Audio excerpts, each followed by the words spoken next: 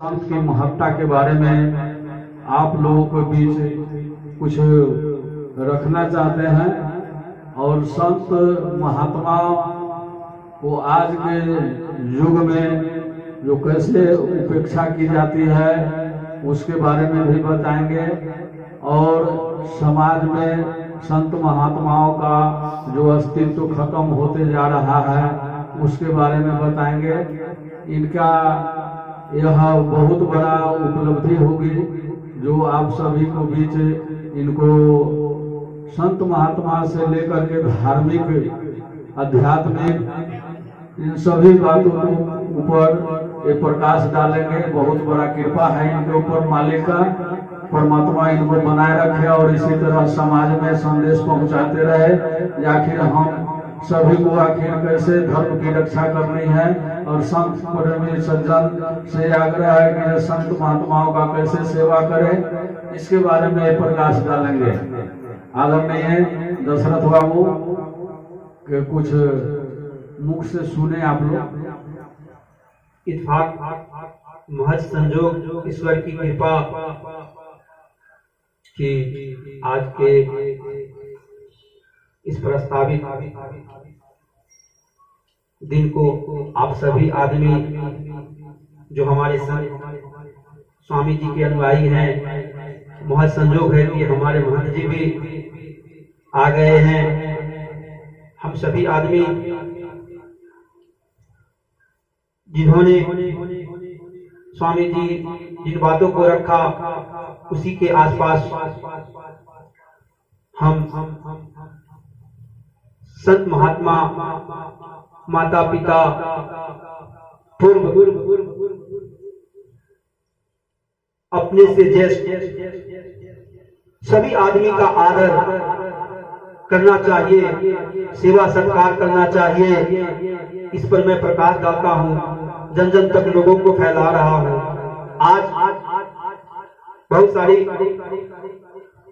इन्हीं सभी संबंधित बातों को मैं प्रमाणित ढंग से पुराने काल के कुछ उदाहरण एवं वर्तमान काल के कुछ उदाहरणों के साथ रखूंगा।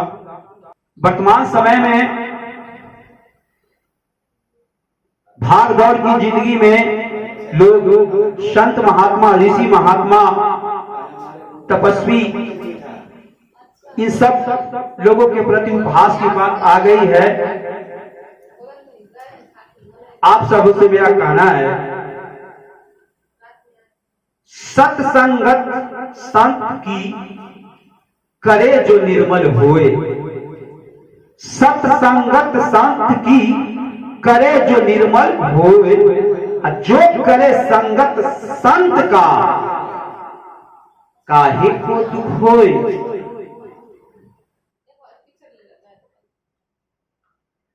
संत वाणी जिसने मानी, आप लोग सभी आदमी आए हैं, महात्मा जी के पास आए हैं। जहां भी सच्चे महात्मा मिले वहां पे ये बात परख करेंगे, संत वाणी जिसने मानी करे भवसागर पार, जो करे अपमान संत का, जो करे अपमान संत का, इनका हो जाता जग में सर्वसार। यही मेरा उद्देश्य है, मैं प्रमाण के साथ इसे अभी रखूंगा। फिर आगे मेरा आपसे कहना है, साधु संत राहिए काहे को दुख होए, साधु संत राहिए काहे को दुख होए, जो करे संत सेवा, जो करे सत्संगत सेवा, तो काहे को चिंता होए। अरे छोड़ दो गुरु पे, सारा समस्या का निदान हो जाता है। परमेश्वर आपके गुरु हैं, सारा निदान हो जाता है। सचमुच आज के समय में सच्चे ऋषि महात्मा गुरु साधु संत को पहचानना थोड़ा मुश्किल हो गया है। पाखंडी लोगों से, नकली लोगों से, भ्रष्टाचार लोगों से दूर रहना है, लेकिन सही संत साधु को पहचानना और उनके शरण में जाना ये हमारा फर्ज बनता है। कभी भी भूल कर संतों का तिरस्कार नहीं करना चाहिए, संतों का अपमान नहीं करना चाहिए। ये सदियों से इतिहास रहा है, हजारों उदाहरण हैं, हजारों प्रमाण हैं कि जिसने भी साधु संत महात्मा ऋषि का यदि अपमान किया है, उन्हें कष्ट दिया है, तो उनका परिणाम उसे किसी न किसी रूप में भुगतना पड़ा है। इसी तथ्य का उदाहरण मैं चंद कुछ उदाहरण बता रहा हूं। आप सभी आदमी रामायण काल की बात करते हैं तो रामायण में देखें बहुत सारे राक्षसों का वध क्यों हुआ था? क्योंकि वो साधु महात्मा को तंग किया करते थे, उन्हें क्रियाकलाप दैनिक जीवन में तंग किया करते थे, उन पे अत्याचार किया करते थे। परिणाम क्या हुआ? उनका बहुत ही दुखद अंत हुआ। फिर मैं द्वापर युग का एक उदाहरण बताता हूं। उदाहरण लाखों हैं, हजारों हैं, लेकिन मैं कुछ उदाहरण जो शायद आप लोग भी जानते हो। द्वापर युग में सभी आदमी जानते हैं कि महाभारत के बाद जब पांडवों का राज हो गया, धर्मराज हो गया, तो राजा परीक्षित को राजपाट दे करके, राजा बना करके सभी पांडव भाई स्वर्ग की ओर चल पड़े, अथवा यह कहा जाए कि स्वर्ग सिधार गए। उसके बाद की बात है, राजा परीक्षित, आप लोग भागवत कथा सुनते हैं, वहां भी यह प्रसंग आता है। राजा परीक्षित बहुत अच्छे राजा थे, धर्मावलंबी भी थे, वे धर्मावलंबी भी थे। तो एक बार की बात है, राजा परीक्षित वन में शिकार करने के लिए घूम रहे थे, शिकार करने गए थे। शिकार करते करते उन्हें बहुत कस के प्यास लग जाता है। पानी को ढूंढते ढूंढते एक ऋषि के आश्रम में पहुंचते हैं तो देखते हैं कि महात्मा बहुत तपस्या में लीन है। वो ऋषि जो तपस्या में लीन थे, उनका नाम था समीप। वो महात्मा मौन व्रत धारण में अपनी तपस्या में विलीन थे। राजा परीक्षित ने बार बार उनसे पानी मांगा, उन्हें बोलने के लिए मजबूर किया, परंतु महात्मा समीप टस से मच नहीं हुए। उन्होंने कुछ नहीं बोला, अपने ध्यान में ही, तपस्या में ही विलीन रहे।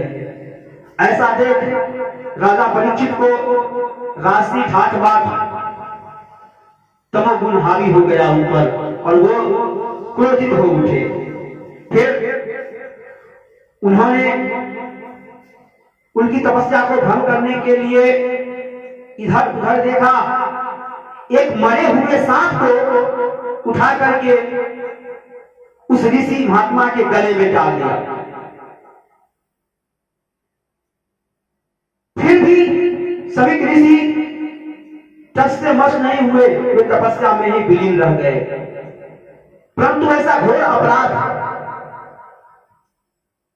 राजा परीक्षित ने सर्प को, एक मरे हुए सर्प को उनके गर्दन में डालकर कर दिया। जब उस महात्मा के पुत्र ऋंगी ऋषि जब अपने पिता की हालत को देख देखा, जब उसे मालूम हुआ तो बहुत ही क्रोधित हो उठे और राजा परीक्षित के इस कुकृत्य के लिए वो इतना क्रोधित हो उठे कि उसी वक्त राजा परीक्षित को वो साथ दे दिए कि ठीक आज के 7वें दिन तुझे इसी नाग की भांति तक्षक नाग द्वारा डसने से तुम्हारी मृत्यु हो जाएगी। अब महात्मा की, ऋषि की वाणी कभी खाली नहीं जाती। फिर ये साफ भृंगी ऋषि का राजा परीक्षित को पढ़ ही गया, पर आप सभी जानते हैं इसका परिणाम क्या हुआ। दूसरी तरफ मैं आधुनिक समय की उन घटनाओं का जिक्र करता हूं। आप सभी आदमी, ये वर्तमान समय की चंद कुछ वर्षों के पहले की बात है, श्रीमती इंदिरा गांधी के समय की बात है। 7 नवंबर 1966 में यह घटना हुई।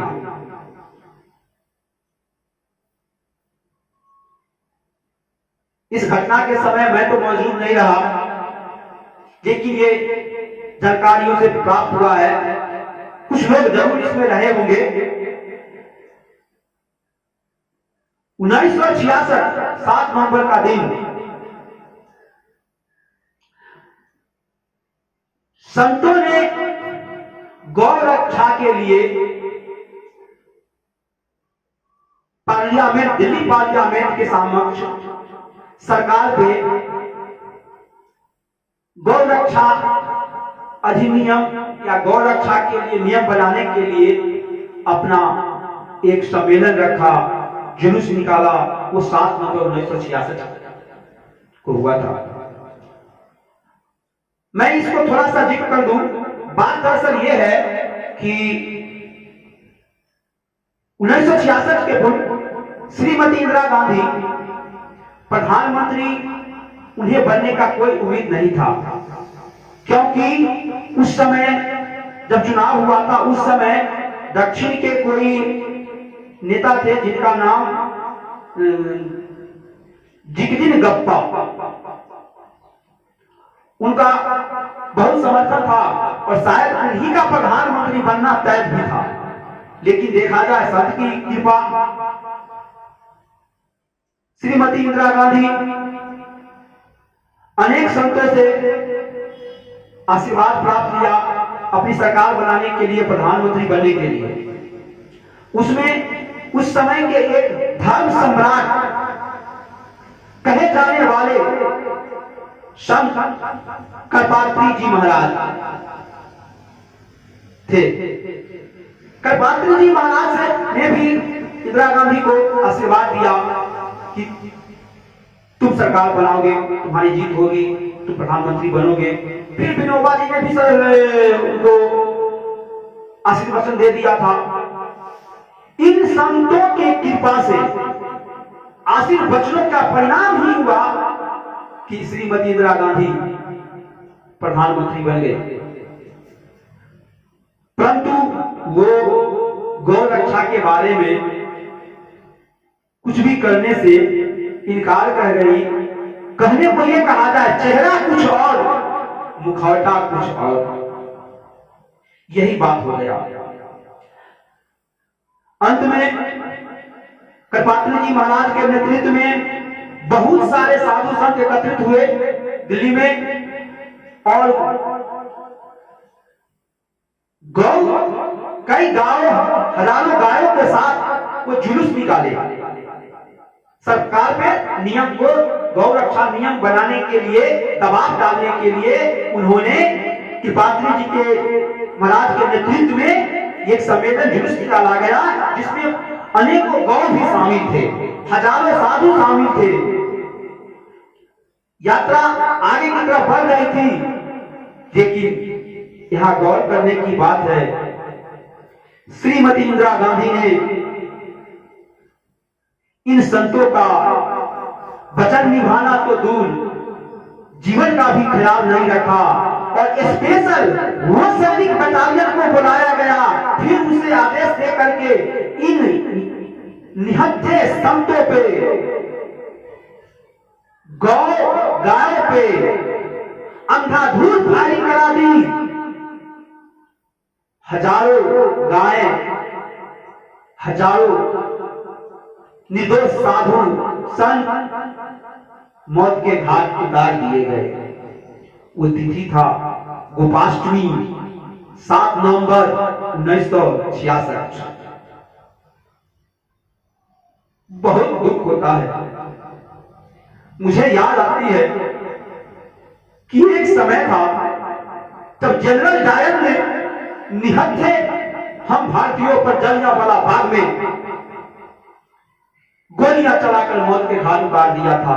परंतु इस आजाद भारत में इन साधु संतों और निर्दोष गौ माता पर गोलियां बरसाई गई, उन्हें मौत के घाट उतार दिया गया। ऐसा शायद कभी नहीं हुआ होगा। कहते हैं कि कृपात्री जी महाराज अपने संतों को, मरे हुए घायल संतों को, मरे हुए संतों को, घायल संतों को उठाते थे और आंख से आंसू उनको बह रहा था कि हे प्रभु ये क्या हुआ। और ऐसा कहा गया है जब उन्होंने निर्दोष गाय को मरते हुए देखा, तड़पते हुए देखा, फिर इन संतों को देखा, उठाते उठाते इन्हें इतना विलाप हुआ, ये अश्रु इतना बहाने लगे, इतना दुखित हो गए कि उसी गोपाष्टमी के दिन कृपात्री जी महाराज ने इंदिरा गांधी को श्राप दे दिया कि तुम्हारी भी वही दशा होगी, उसी तिथि को होगी, उसी तरह हत्या होगी जिस तरह तुमने इस निर्दोष संत और गौ माताओं को हत्या कराया है। यहां गौर करने की बात है कि जब इंदिरा गांधी की हत्या हुई थी वो दिन भी गोपाष्टमी ही था। अरे संजय गांधी मरे आकाश में, दिन था गोपाष्टमी। इंदिरा मरी आवास में, दिन था गोपाष्टमी। और उसी दिन का राजीव मरा मद्रास में, वो दिन भी था गोपाष्टमी। आप सभी आदमी से मेरा अनुग्रह होगा, संतों का कभी उपहास न करना, संतों को कभी विलाप न देना। अरे आदर ना कर सको तो अनादर मत करना। विनोबा जी उसी दिन डिप्रेशन में इस घटना से हो गए। इतने बड़े विद्वान, इतने बड़े तपस्वी आचार्य विनोबा जी अंत में कहते हैं कि उन्होंने शायद आत्महत्या कर ली। इतना बड़ा जघन्य अपराध, परिणाम क्या हुआ आप सब देख चुके हैं। फिर मैं वर्तमान समय का एक और उदाहरण दे रहा हूं।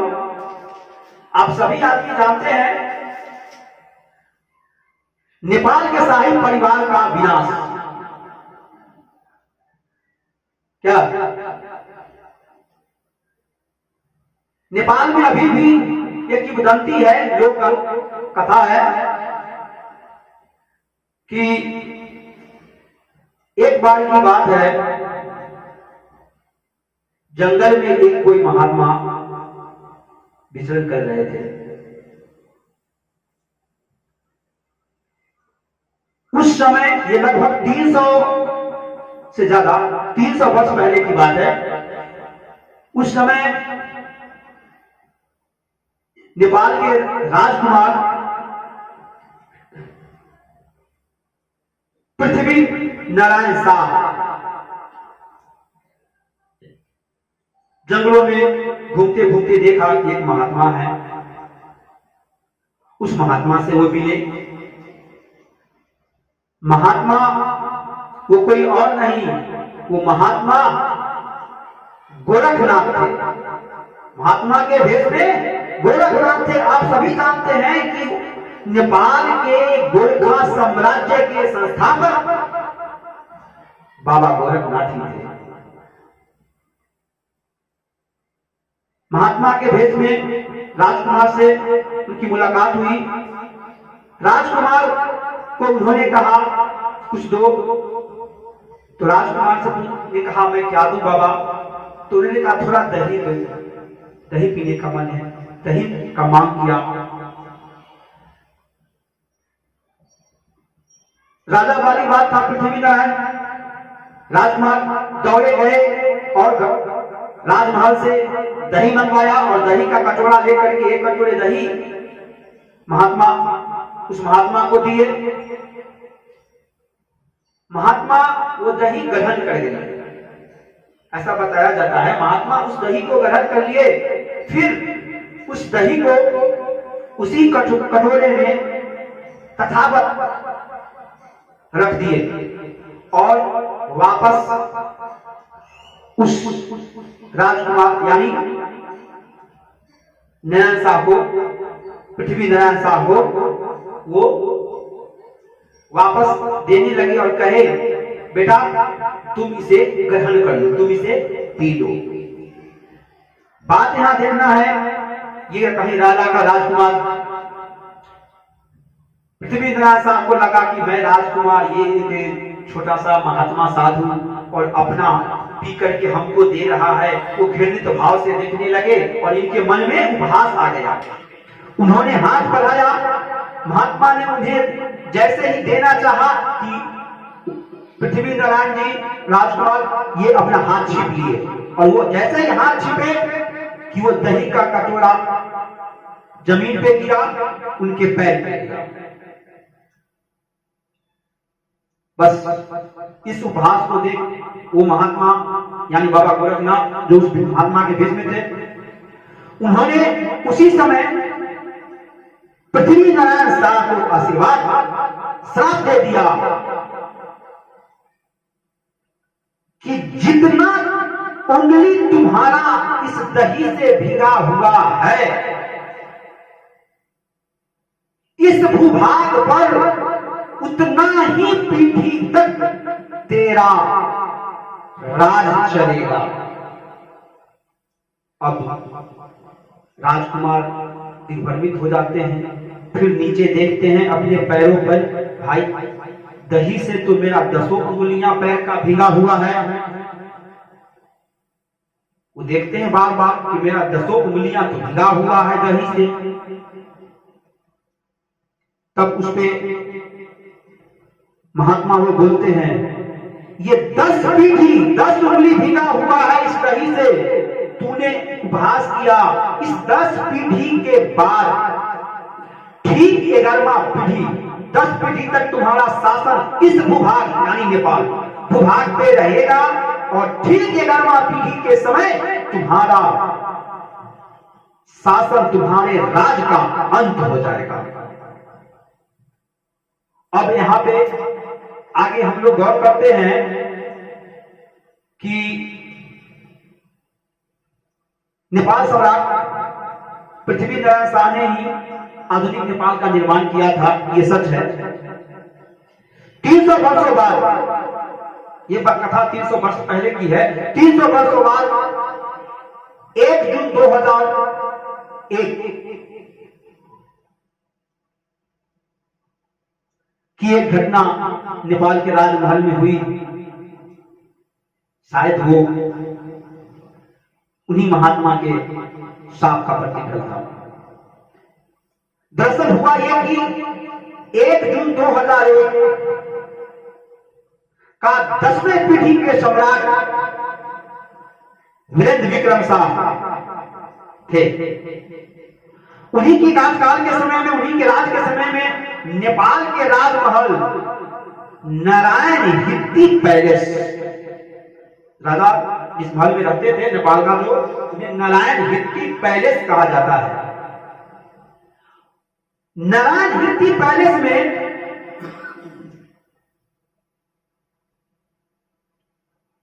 एक रंगारंग उत्सव महोत्सव हो रहा था।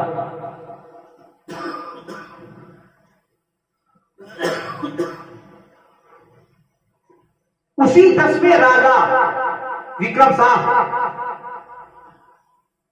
वीरेंद्र विक्रम शाह 10वें राजा, 10वें पीढ़ी के राजा वीरेंद्र विक्रम शाह के प्रिंस यानी राजकुमार पुत्र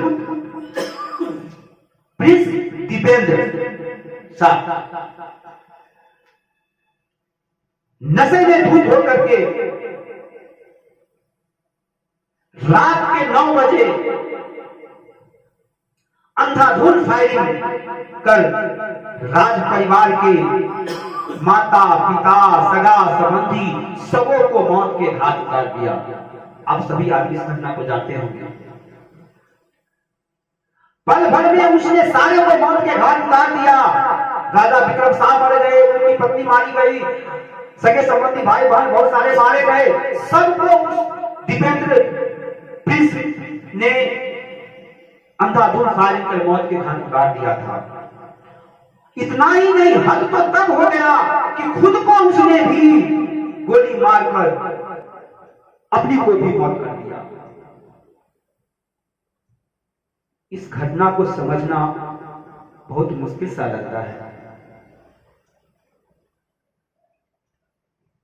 और 10वां पीढ़ी के बाद हम गौर करते हैं, ठीक इसके बाद थोड़ा सभी आदमी ध्यान देंगे, ठीक इसके बाद 11वें पीढ़ी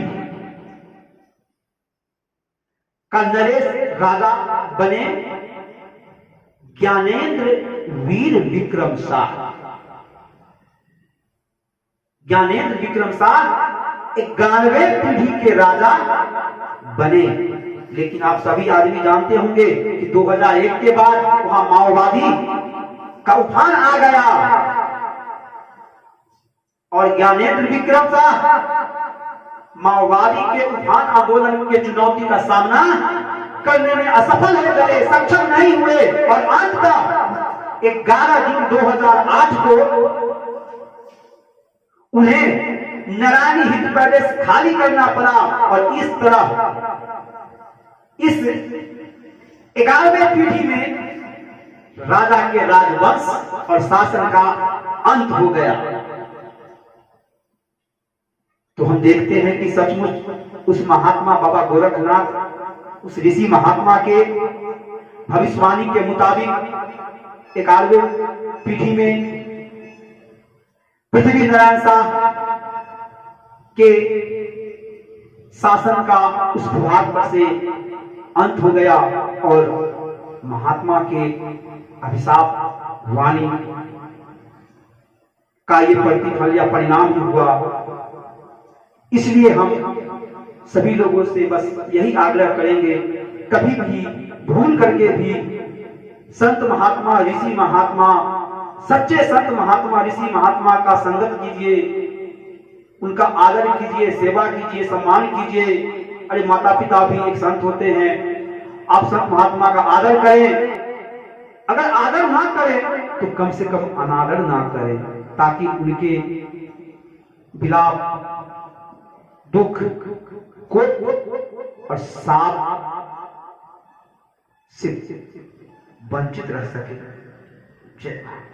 बहुत बहुत धन्यवाद दशरथ बाबू को, जिन्होंने आप सभी को बीच ऐसी वाणी से, ऐसी उपमा से संतों की महत्ता के बारे में बताए। इसके लिए बहुत बहुत धन्यवाद देता हूं मैं।